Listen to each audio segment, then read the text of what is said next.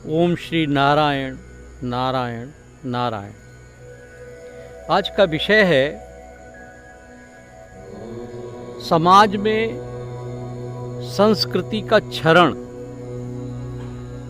और भौतिकवाद की बढ़ती हुई ये दशा, इससे तमाम प्रकार की उत्पन्न होने वाली विकृतियां।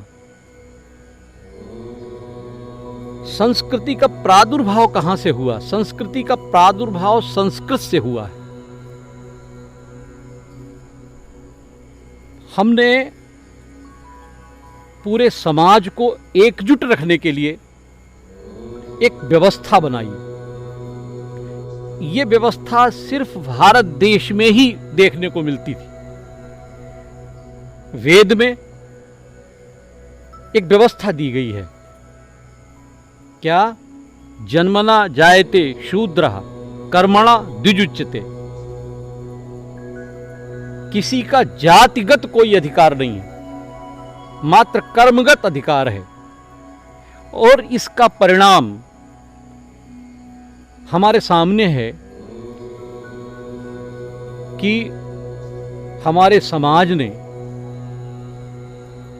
व्यासाय विष्णु रूपाय,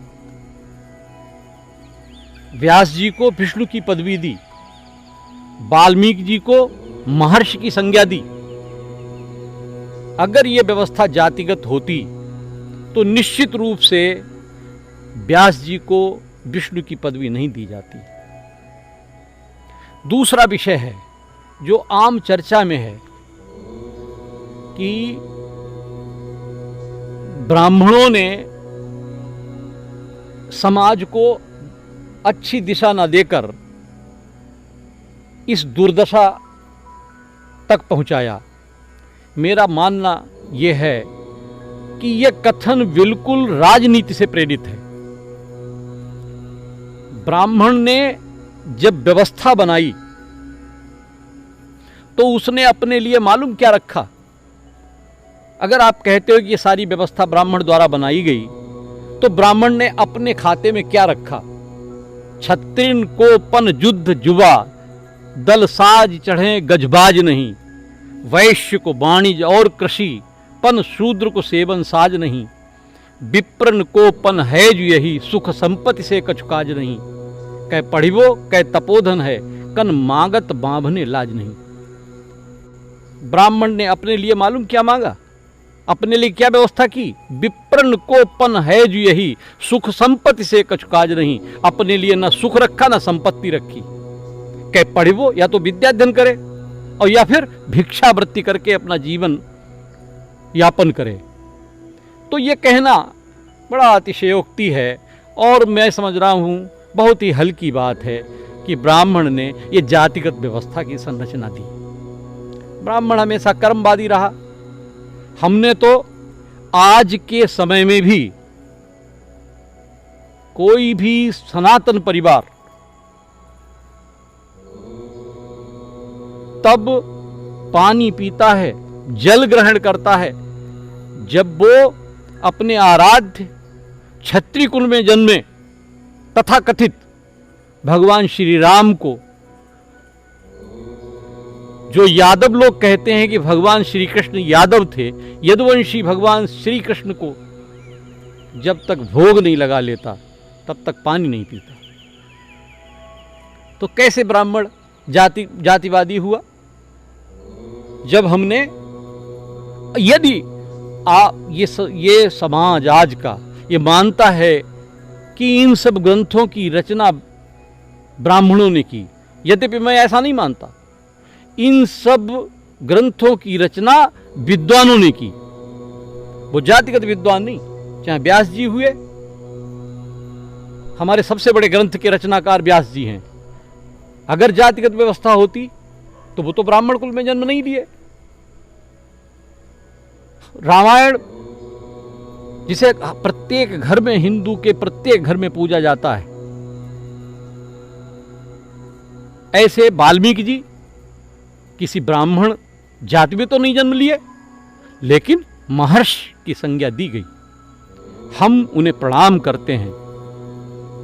तो इसका मतलब है कि जो लोग ये समाज के कुछ असामाजिक तत्व हैं जो इस प्रकार का कुप्रचार कर रहे हैं। उन विद्वानों के बनाए हुए इस तंत्र को, ये शरीर जैसे सावयवी सिद्धांत है, इस पूरे शरीर में जो स्थान सिर का है वही स्थान पैर का भी है। कल्पना करिए कि यदि किसी के पैर नहीं हैं तो क्या वो कर्म कर सकता है? किसी का के हाथ नहीं है, उसे कर्म करना कितना दुरूह हो जाता है। तो यदि जो लोग इस पर टीका टिप्पणी करते हैं कि ब्राह्मण ने अपने लिए श्रेष्ठ स्थान रखा, अरे इस सावयवी सिद्धांत में, इस सावयवी संरचना में, सावयवी को कहते हैं शारीरिक संरचना, इस शारीरिक संरचना में प्रत्येक अंग का वही महत्व है जो दूसरे अंग का महत्व है। सभी को बराबर स्थान दिया गया है और सबसे ज्यादा स्थान तो पैरों का है। वेद कहता है जन्मना जायते शूद्र, जन्म से प्रत्येक व्यक्ति शूद्र है। शूद्र किसे कहते हैं? सधन उदरा, जिसका जन्म उदर से हुआ हो। क्या कोई व्यक्ति आज समाज में ऐसा है जो अवतरित हुआ हो? और यदि अवतरित नहीं हुआ, यदि उदर से उसका जन्म हुआ तो वो शूद्र है? ये मिथ्या बात है। ये हम में आपस में बंटवारा करने की बात है कि ये कहा जाता है कि वो फला व्यक्ति शूद्र है। हम सभी शूद्र हैं, गर्व से कहें हम सभी शूद्र हैं। अपने माँ की उदर से हमने जन्म लिया है। कर्मागत आधार पर हमें वर्ण के सदस्य कहलाए। यदि हमने विद्याध्ययन किया तो ब्राह्मण वर्ण के सदस्य कहलाए। यदि हम शारीरिक रूप से सौष्ठव हैं तो हम उस वर्ण के सदस्य कहलाए। व्यापार अगर हमने करने लगे तो व्यापारी वर्ग के सदस्य कहलाए। कहीं भी जातिगत व्यवस्था की कोई व्यवस्था नहीं थी हमारे वेद के अनुसार।